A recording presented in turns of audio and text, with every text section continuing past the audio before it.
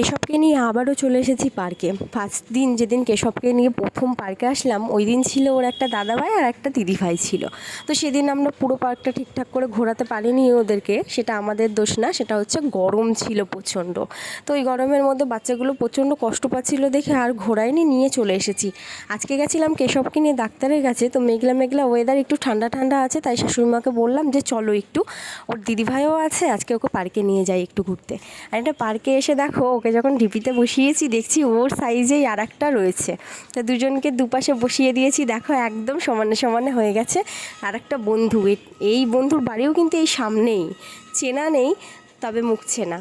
তো এখানটায় দুই বন্ধু মিলে ঢিপি চড়া শেষে ও দিদিভাইকে বললাম ভাইকে নিয়ে একটু দোলনায় বস। তো ও তো এখনও একা একা বসতে পারে না। আর বাচ্চাদের কিন্তু একটু মাঝে মাঝে পার্কে নিয়ে আসলে ওরাও বেশ খুশি হয়। ও যেহেতু ছোট ছোট বাচ্চা, অনেক লোকজন দেখলে বেশ খুশি হয়। ছোট বাচ্চাগুলো দেখলে বিশেষ করে ও বেশি খুশি হয়।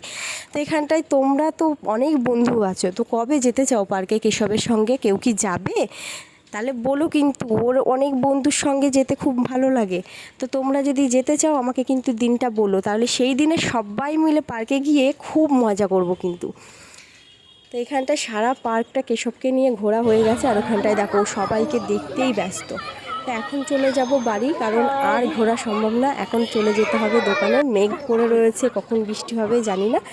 সারা পার্কে ঘোরা হয়ে গেছে, এখন আমরা চলে যাব সুন্দর করে টুকটুক টুকটুক করে বাড়িতে। টাটা সবাইকে।